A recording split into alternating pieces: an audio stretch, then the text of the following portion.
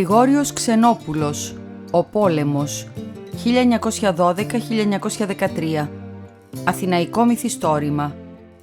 Μέρος πρώτο, Έλλη. Κεφάλαιο πρώτο, δύο διαφορετικές οικογένειες.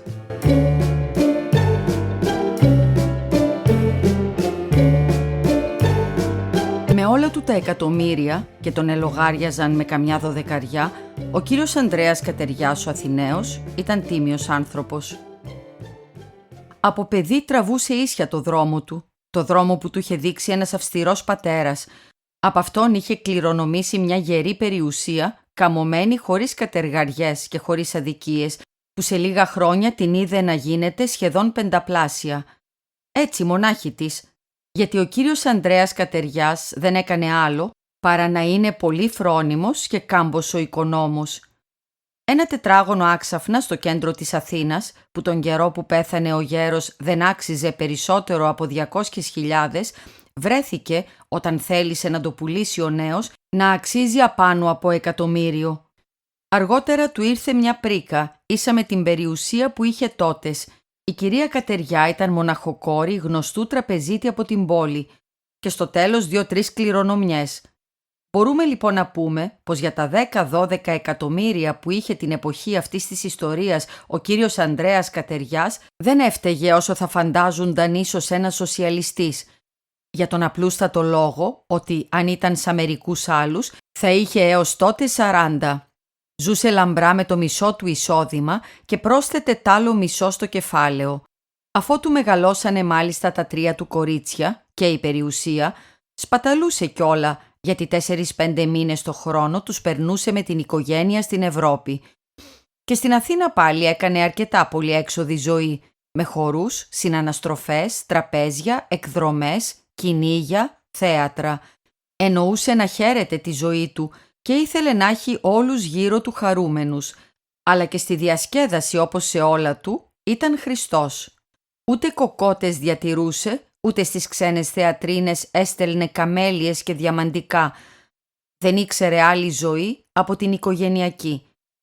Στο σπίτι, δηλαδή στο μαρμαρένιο παλατάκι του κυρίου Ανδρέα Κατεριά, ο αέρας χωρίς αιμνοτυφία ή σχολαστικότητα ήταν καθαρός. Καμιάς λογής σκάνδαλο, το παραμικρό, δεν τον είχε μολέψει ποτέ.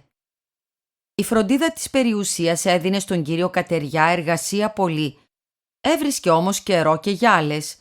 Ήταν σύμβουλος σε όλες σχεδόν τις τράπεζες, σε εταιρείες, σε φιλανθρωπικά καταστήματα. Στα περισσότερα δεν έκανε βέβαια άλλο παρά να δίνει το τίμιό του το όνομα, το πολύ ζήτητο, σαν μια μεγάλη εγγύηση για τον κόσμο. Αυτό εννοείται όταν είχε εμπιστοσύνη, αλλά ήταν και ιδρύματα που τα αγαπούσε ξεχωριστά και πολύ καιρό θυσίαζε για την ευημερία τους, μάλιστα όσα θεωρούσε σαν εθνικά, γιατί ο άνθρωπος ήταν και πατριώτης. Το παράδειγμά του ακολουθούσε και όλη η οικογένεια, που ήταν από τις πρώτες στη φιλανθρωπική και πατριωτική κίνηση της Αθήνας. Ό,τι να γίνονταν με ευεργετικό ή εθνικό σκοπό, σύλλογος, επιτροπή, έρανος, χορός, αγορά, έπρεπε να πρωτοστατήσει η κυρία Κατεριά και η μεγάλη της κόρη η Έλλη, ένα θαυμάσιο κορίτσι, πανέμορφο και πανέξυπνο, ζωηρό και τολμηρό σαν αγόρι.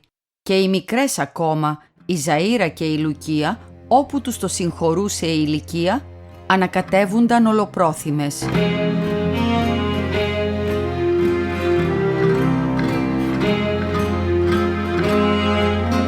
Άλλου είδους άνθρωποι οι Ζησέοι. Ο πατέρας τους, ο Αντώνης Ζήσης, ένας γιατρός του παλιού καιρού, πέρασε όλη του τη ζωή πολεμώντας να τα καταφέρνει με τα ψέματα. Και τα κατάφερνε. Πρώτα-πρώτα δημιούργησε τον εαυτό του.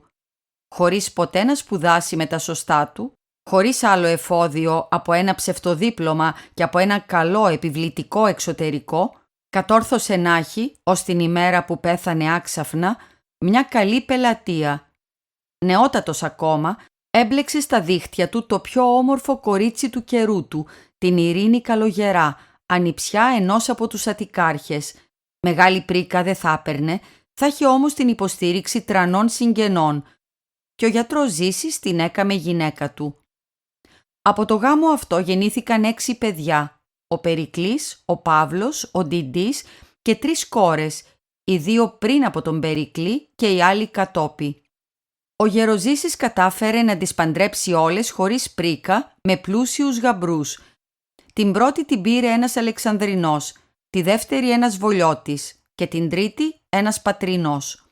Καθένας όμως από τους 3 αυτούς γάμους ήταν και ένα σκάνδαλο, μπλέξιμο, μηχανογραφία, εκβιασμός, κατεργαριά. Όλη η οικογένεια λάβαινε μέρος και ο Περικλής ο τετραπέρατος το κυριότερο. Αυτός ήταν πάντα το δεξί χέρι του γέρου. Είχε σπουδάσει νομικά, αλλά κατά το σύστημα του πατέρα. Ψευτοδίπλωμα πήρε κι αυτός, που του χρησίμευε να διορίζεται σε διάφορες θέσεις όταν ήταν στα πράγματα ο συγγενής Αττικάρχης. Έτσι συνήθιζε να ζει, αργόμιστος. Ύστερα από την Επανάσταση του Αυγούστου, ο πατέρας του ήταν πεθαμένος 2 χρόνια, επάφθηκε χωρίς ελπίδα να ξαναδιοριστεί και από τότες έκανε ό,τι μπορούσε. Κάτι ψευτοεμπόρια, κάτι μεσιτείες, κάτι μικροδουλειές του ποδαριού. Προπάντων έπαιζε χαρτιά. Έλεγε πάντα να πάει στην Αλεξάνδρεια να εργαστεί κοντά στο γαμπρό του και θα φεύγε τώρα αν δεν τον κρατούσε ο Παύλος με κάποιο όνειρο. Κι αυτός απάνω κάτω τα ίδια, αμελής πάντα του, τέλειωσε το γυμνάσιο με 1000 μέσα και μπιλετάκια. Γράφτηκε κανένα 2 χρόνια στο πανεπιστήμιο, χωρίς να πατήσει ποτέ του. Και αντί να γίνει γιατρός και να κληρονομήσει την πελατεία του πατέρα του, όπως ήταν το αρχικό σχέδιο της οικογένειας, πήρε λίγα λογιστικά μαθήματα και κατάφερε να μπει στην Τράπεζα των Αθηνών. Τέλος πάντων, τα αγόρια του Ζήση δεν βγήκαν της προκοπής. Μόνον ο μικρός, ο Ντιντής, ξεχώριζε κάπως. Αυτός μελετούσε, είχε κάποια κλίση στα μαθηματικά και προγυμναζόταν τώρα για την ναυτική σχολή. Είχε περάσει την νόμιμη ηλικία, αλλά αυτό δεν ανησυχούσε καθόλου τον Περικλή. Θα παρουσίαζε πάλι κανένα ψεύτικο πιστοποιητικό και θα τελείωνε. Η οικογένεια Ζήση, ύστερα από το θάνατο του γιατρού, ζούσε με πολύ μικρά εισοδήματα. Η μόνη της περιουσία ήταν ένα σπίτι, και αυτό υποθηκιασμένο, που της έδινε 250 ως 300 δραχμές το μήνα, κατά τον χρόνο και τον Ικάρι. Ο μισθός του Παύλου μόλις του έφθανε για τα δικά του έξοδα. Ο Περικλής πότε είχε, πότε δεν είχε, και από τις παντρεμένες κόρες, μόνο μια, εκείνη που είχε πάρει το Βολιώτη, έστελνε κάπου στη μητέρα της, αλλά με όλη αυτή τη μετριότητα και την αβεβαιότητα των πόρων, η οικογένεια κατάφερνε να καλοζει.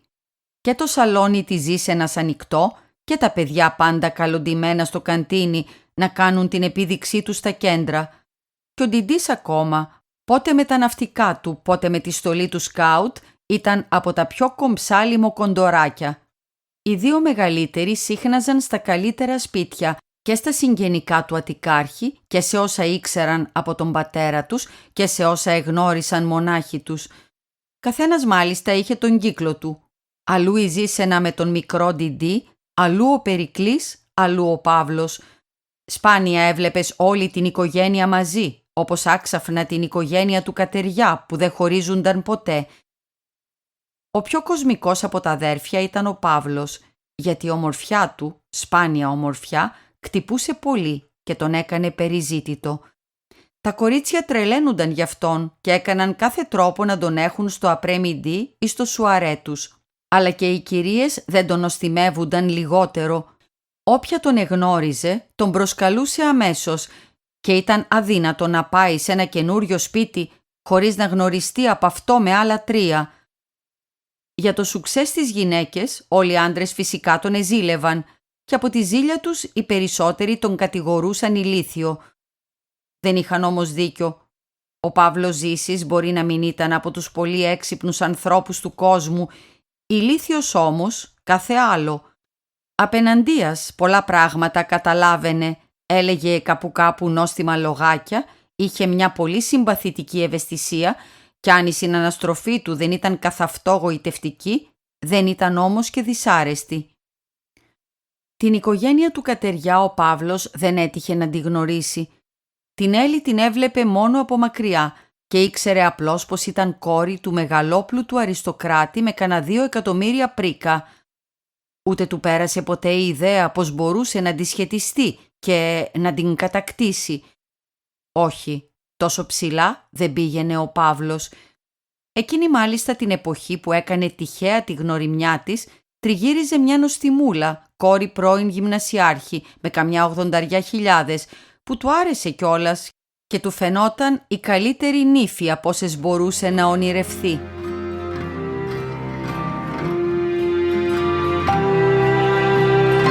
Να τώρα πώς γνωρίστηκε με την Έλλη του Κατεριά και πώς άλλαξε αμέσως όνειρο. Ήταν 2 χρόνια πριν από τους πολέμους, σε κάποιο φιλανθρωπικό χορό, στο φουαγέ του Βασιλικού Θεάτρου. Ο Παύλος, με την ιδέα πως θα πήγαινε και η κόρη του γυμνασιάρχη, σφίχτηκε να οικονομήσει 20 δραχμές για να αγοράσει ένα εισιτήριο. Δανείστηκε μάλιστα τις 5 από τον Περικλή. Κούρδισε το φράκο του και πήγε. Η Έλλη είχε πάει και αυτή με τους δικούς της. Αν δεν ήταν η πρώτη φορά που τον έβλεπε, ήταν η πρώτη που τον επρόσεχε και της άρεσε. Το μάγουλό του προπάντων, ξαναμένο από το χορό, με μια κοκκινάδα που έκλεινε στο βυσσινί, της γέννησε σαν ένα πόθο και ρώτησε μια φιλινάδα της ποιος ήταν εκείνος ο όμορφος νέος, ο ψηλός, ο γαλανός, που χόρευε ολοένα με την Κέτη. Η φιλινάδα από τον κύκλο κι αυτή του Κατεριά έβαλε τα φασαμέν της, κοίταξε τον Παύλο, εμόρφασε και επρόφερε. Εγκονή. Ο μορφασμός πείραξε λιγάκι την Έλλη και το έβαλε πείσμα. Πλησίασε την ίδια την Κέτη και τη ρώτησε. «Πώς λέγεται, σε παρακαλώ, ο νέος που χόρευες πρωτήτερα?» «Ποιος από όλους?» «Μα ο ωραίος». «Α», έκαμε η Κέτη με τον ίδιο σχεδόν μορφασμό της άλλης. «Παύλος Ζήσης. Σ' άρεσε?» «Ζήσης? Και τι είναι αυτός?» «Δεν ξέρω, απόψε μου τον σύστησαν». «Μα τι ρωτάς, σ' αρέσει?» «Πολύ». «Πά, να σου τον συστήσω. Περίμενε». Η Κέτη απομακρύνθηκε. Προκάλεσε μια καινούρια πρόσκληση του Παύλου και έκαμε ύστερα ώστε να βρεθεί μαζί του κοντά στην Έλλη. «Έλλη», της φώναξε, «γιατί δεν χορεύεις? Έλα να σου συστήσω και ένα λαμπρό χορευτή. Ο κύριος Παύλος Ζήσης, η δεσποινής Κατεριά».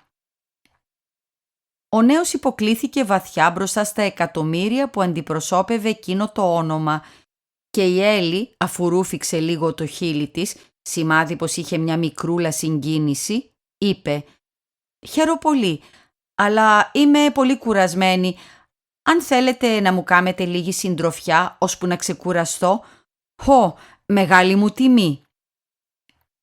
Και καθώς είχε καθίσει μιλώντας σε ένα καναπεδάκι εκεί στην άκρη, δεξιά της εκάθισε η Κέτη, αριστερά της ο Παύλος και άρχισαν να λένε τα συνηθισμένα. Σε λίγο πέρασε κάποιος γνωστός και σήκωσε την Κέτη να χορέψουν. «Ο κύριος Ζήσης, ο γιατρός, είναι συγγενής σας?» ρώτησε τότε η Έλλη τον Παύλο. «Μάλιστα, ήταν πατέρας μου». «Α», έκαμε η Έλλη ζωηρά, «δε ζει πια?» «Πέθανε προ 2 ετών». «Δεν το ξέρα. Κάποτε έρχονταν στο σπίτι μας, κουράριζε τον μπαμπά. Τον θυμούμε πολύ καλά». «Και εσείς σπουδάζετε επίσης γιατρός?» «Όχι, είμαι στην Τράπεζα των Αθηνών». «Ωραία». Όσο του μιλούσε, όσο τον κοίταζε, τόσο περισσότερο τον γουστάριζε. Τα μάτια του, τα βαθιά εκείνα γαλανά μάτια με τις μακριές μαύρες βλεφαρίδες, την εγωίτευαν και το παχύ ρόδινο στοματάκι του νέου, που και όταν δεν μιλούσε έμενε μισάνυχτο και σκέπαζε κάτι κάτασπρα δόντια, της άρεσε φοβερά. Αν μπορούσε μια στιγμή να το φιλήσει, θα το έκανε με μεγάλη της ευχαρίστηση. Και συλλογίζουνταν. Να, έτσι έπρεπε να είναι ο κόσμος. Τώρα μου αρέσει αυτός ο νέος μόνο για ένα φιλί. Να μπορούσα να του το έδινα. Και αυτό να θεωρούνταν τόσο απλό, τόσο φυσικό και από αυτόν τον ίδιο, όπως αν περνούσα από ένα θάμνο ανθισμένο και έσκυβα να μυρίσω ένα λουλούδι. «Σας αρέσει πολύ ο χορός?» τον ερώτησε. «Όχι και τόσο». «Γιατί, τον βρίσκεται λιγάκι πρωτογενή? Βάρβαρο?» Ο Παύλος σήκωσε τους ώμους. Δεν ήξερε καλά να πει γιατί δεν του άρεσε ο χορός.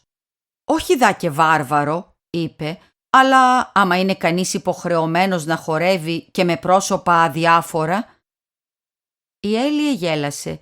Από μέσα της όμως είχε κάποια απογοήτευση. Ήθελε να ανοίξει μια μικρή αισθηματική συνομιλία, αλλά έβλεπε πως ο νέος δεν εσκάμπαζε πολύ από τέτοια. Τη στιγμή εκείνη ένας φίλος πέρασε από κοντά της. «Λοιπόν», τη ρώτησε, «πώς πάει?» «Θαυμάσια», του αποκρίθηκε με ενθουσιασμό η Έλλη. «Κοντεύω να το τελειώσω». «Τι περιγραφές! Είδατε, έξοχο! Ευχαριστώ πάρα πολύ». Και άμα απομακρύνθηκε ο φίλος, εξήγησε στον Παύλο. «Μου σύστησε να διαβάσω το Faute de l'abbé Mouret του Ζολά. Το διαβάσατε?» «Α, δεν διαβάζω ποτέ μυθιστορήματα», αποκρίθηκε με περιφρόνηση ο Παύλος. «Αλήθεια? Δεν σας αρέσει λοιπόν η φιλολογία?» «Τι φιλολογία?» έκαμε ο Παύλος. «Φιλολογία είναι τα μυθιστορήματα. Τέλος πάντων δεν βρίσκω κανένα γούστο να διαβάζω ψευτιές». «Μπορεί να έχετε δίκιο», αποκρίθηκε η Έλλη με χαμόγελο λιγάκι ειρωνικό. «Έπειτα τα μυθιστορήματα εξάπτουν και τη φαντασία, Κι άλλη απογοήτευση για την Έλλη. Ο ωραίος της περιφρονούσε τη φιλολογία που αυτοί τρελαίνουνταν. Την ικανοποίησε όμως λιγάκι αυτό που βρήκε να πει ο Παύλος κατόπι. «Α, όσο για να εξαφθεί η φαντασία, δεν έχει ανάγκη από μυθιστορήματα. Ο Ζολάς σας δεν θα μου παραστήσει ένα όμορφο κορίτσι ζωηρότερα από ό,τι το βλέπω εγώ με τα μάτια μου». Η Έλλη γέλασε πάλι. «Δεν είναι κουτός», συλλογίστηκε. «Και θα του άρεσε και η φιλολογία αν έμπαινε μια φορά στο γούστο». «Αν θέλετε τώρα», του είπε σε λίγο, «ελάτε να κάνουμε κι εμείς ένα γύρο κι ας μη σας αρέσει ο χορός». «Α, όχι», έκαμε ο Παύλος, «δεν είπαμε κατά το πρόσωπο». Και την έσυρε στη δίνη του βάλς, αν όχι με ξεχωριστή ευχαρίστηση, τουλάχιστον με καμάρι. Διάβολε, η Έλλη του Κατεριά ήταν η ντάμα του. Για την Έλλη όμως ο χορός εκείνος ήταν ειδονή. Το αγκάλιασμα του νέου, το σφίξιμο του χεριού του, την έκανε να ανατριχιάζει. Της άρεσε περισσότερο από όσο νόμιζε στην αρχή. Τώρα θα προτιμούσε αυτόν, τον Παύλο Ζήση, τον αγράμματο, που δεν διάβαζε ούτε μυθιστορήματα, από όλους τους νέους εστέτ του εκλεκτού της κύκλου, που μπορούσαν να της μιλούν για φιλολογία και τέχνη. Αλλά δεν ήταν δυνατόν να μείνει περισσότερο μαζί του, χωρίς να την πειράξουν οι φίλες της. Τον άφησε λοιπόν για να δεχτεί το μπράτσο ενός αραντάρι και άσχημου ατασέ. Έπειτα χόρεψε με άλλους. Πέρασαν σχεδόν 2 ώρες χωρίς να ξαναζευγαρώσουν και ο Παύλος ενόμιζε πως η γνωριμιά του με την κόρη του Κατεριά ήταν ως εδώ. Αλλά όχι. Η Έλλη, χωρίς να φαίνεται, δεν τον έβγαζε από τα μάτια τη στιγμή. Κι άξαφνα ο νέος άκουσε από πίσω του «Κύριε Ζήση!» Γύρισε και την είδε με τον πατέρα της. «Ελάτε να σας συστήσω στον μπαμπά», του είπε. «Θέλει να σας γνωρίσει». «Χαίρομαι πάρα πολύ», τον άρχισε ομιλητικότατος και ευγενικότατος ο κύριος Κατεριάς. «Εγνώριζα, ξέρετε, το μακαρίτι τον πατέρα σας. Πολύ καλός γιατρός. Μια φορά μέσωσε. Δεν ήταν τακτικός κουράντες μου, αλλά τότε που αρρώστησα σοβαρά, ο δικός μου έτυχε να λείπει και φεύγοντας μου είχε συστήσει το Ζήση. Α, τι λαμπρός! Κρίμα να μη ζήσει αυτός ο άνθρωπος». «Ο καημένος ο μπαμπάς», είπε με μια συμπαθητική έκφραση λύπης ο Παύλος. «Ήταν πεπρωμένο να πεθάνει νέος». «Αλήθεια, μόλις θα ήταν 65 ετών». 60 μόνο, κύριε Κατεριά. Είχε παντρευτεί πολύ νέος». «Και εσείς είστε, ακούω, τραπεζιτικός». «Μάλιστα. Μπράβο, καλό στάδιο διαλέξατε». «Για να σας υπηρετούμε, κύριε Κατεριά», είπε με χαμόγελο ο νέος. Κι αυτό πάλι η Έλλη το βρήκε πολύ νόστιμο. «Α, μα είχε πολύ σίκο μικρός αυτός αγράμματος». Σε λίγο πλησίασε και η κυρία Κατεριά για να τους πει πως έφυγαν οι πρίγκιπες και ήταν ώρα να πηγαίνουν. «Δεν έχει πια γούστο ο χορός», επρόσθεσε. Πράγμα βέβαια που δεν το παραδέχουνταν καθόλου η Έλλη. Αλλά τι να κάνει, έτσι συνήθιζε πάντα, να φεύγει αμέσως μετά τη βασιλική οικογένεια. Επρόφθασε όμως να παρουσιάσει και στη μητέρα της το νέο. Έμειναν ακόμα λίγες στιγμές και αποχαιρετίστηκαν. «Κύριε Ζήση», του είπε τότε ο Κατεριάς, «θα σας βλέπαμε πολύ ευχαρίστως και στο σπίτι». «Ω, μεγάλη μου τιμή». Η Έλλη πήγε να πετάξει, έμπνευση που την είχε και ο μπαμπάς, κι έτσι, χωρίς αυτή να του πει τίποτα. «Μην ξεχνάτε», επρόσθεσε, «ότι στο μακαρίτι τον πατέρα σας χρωστώ τη ζωή μου». «Ναι, ναι», του είπε και η Έλλη, «ελάτε καμιά φορά να γνωριστούμε καλύτερα. Τρίτη και Πέμπτη μας βρίσκεται πάντα. Θα ευχαριστηθούμε πολύ». Και έφυγε από το χορό, για πρώτη της φορά γοητευμένη.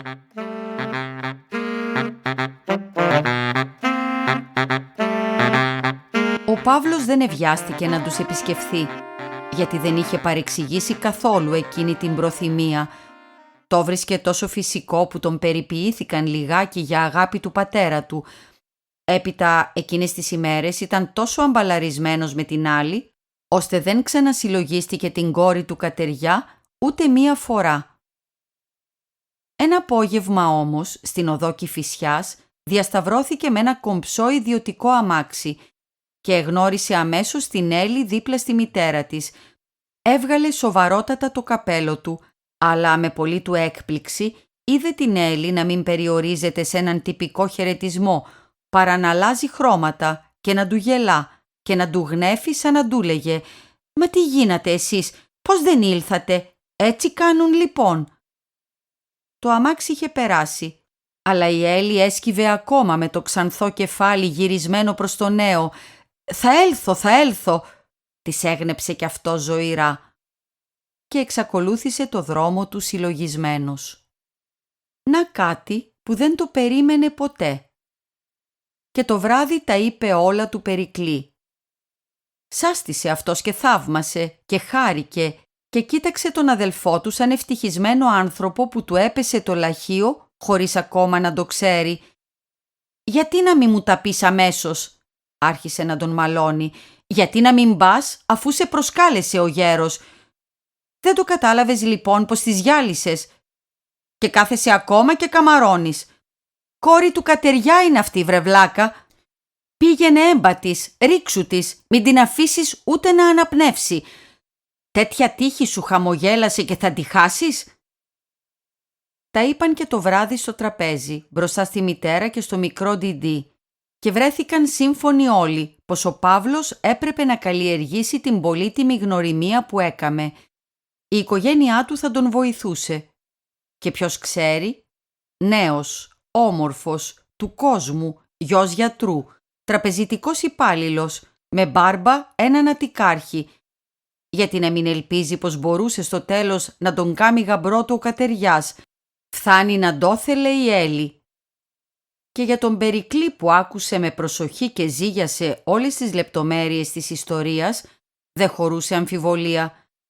Η Έλλη αγάπησε τον Παύλο μόλις τον είδε, όπως δα το είχαν πάθει τόσα άλλα κορίτσια πρωτήτερα. Κι αν πάλι τον νοστιμεύθηκε απλώς και τον ήθελε για να παίξει λίγο μαζί του, όπως παίζουν καμιά φορά τα κορίτσια αυτής της φάρας, στο χέρι του ήταν να κάνει το παιχνίδι σοβαρό. Ένα μόνο καλό είχε η κακομαθημένη αυτή η οικογένεια, ότι ήταν πάντα σύμφωνοι και ενωμένοι. Ό,τι έλεγε μια φορά ο Γεροζήσης, αυτό έκαναν όλοι. Τώρα ήταν νόμος ό,τι έλεγε ο Περικλής. Τον άκουγαν από τη μητέρα του ως τον Παρθένη, το γέρο υπηρέτη, και ως τη Μάρθα τη μαγείρισα, που τους είχαν χρόνια και ήταν πια ζυμωμένοι με το σπίτι. Έτσι σύμφωνοι, με κοινή ενέργεια, προχωρούσαν στον κοινό σκοπό και κατάφερναν πολλά. Πάντα είναι αλήθεια πως η ένωση κάνει τη δύναμη. Αποφασίστηκε λοιπόν να πάει ο Παύλος του Κατεριά την ερχόμενη Πέμπτη, σταλμένος πια από όλη την οικογένεια. Ο Περικλής ήθελε να πάει αμέσως αύριο που ήταν Τρίτη και δέχουνταν. Η Ζήσενα όμως είπε πως είναι κακή μέρα και οι άλλοι συμφώνησαν. Αλλά τι φασαρία ώσπου να τον στείλουν. Για το κάθε τι έπρεπε να γίνει συζήτηση και να εκδοθεί απόφαση. Ρεδικόντα ή ζακέτα, γελέκο φαντεζή ή μαύρο με σιρίτι. Και ποια γραβάτα, ποια παπούτσια, τι γάντια, τι καπέλο. Η Ζήσενα φοβούνταν μην παραλουσαριστεί και χάσει την αφέλειά του. Ο Περικλής πάλι τον ήθελε της τελευταίας μόδας, φιγουρίνι, σικ. Και ο Παύλος γελώντας τους έλεγε: «Θέλετε λοιπόν να τρελαθεί το κορίτσι, να με στείλετε με τα νυχτικά μου». Τον έντυσαν επιτέλους, ό,τι και να φορούσε ο Μασκαράς όμορφος ήταν. Τον έβαλαν σε ένα αμάξι και τον έστειλαν. Τα σαλόνια του Κατεριά ήταν γεμάτα κόσμο. Η Έλλη τριγύριζε παντού σαν πεταλούδα, αλλά μόλις είδε τον Παύλο, τους άφησε όλους. Τον πήγε σε μία άκρη, τον έβαλε να καθίσει σε ένα καναπεδάκι κάτω από μία λατάνια, δίπλα σε ένα παραβάν. Κάθισε και εκείνη σε ένα σκαμνάκι κοντά του και κουβέντιασαν έτσι ως μισή ώρα. Τη θεώρησε σαν μια επίσκεψη εντελώς δική της και μόνο τη στιγμή που θα φεύγε τον άφησε να πλησιάσει λίγο τους γέρους που του έκαμαν ένα σωρό κομπλιμέντα. Από την ημέρα εκείνη ο Παύλος λάβαινε πρόσκληση για όλες τις βραδιές των Κατεριάδων και επειδή αυτό κρίθηκε αναγκαίο από την οικογένειά του, ζήτησε την άδεια να πάει μια μέρα και με τον Περικλή. Αργότερα του δόθηκε η ευκαιρία σε κάποιο μπαζάρ να του συστήσει και τη μητέρα του. Η Ζήσενα πήγε τότε και τους έκαμε βίζιτα. Έτσι γνωρίστηκαν οι δύο ατέριαστες οικογένειες.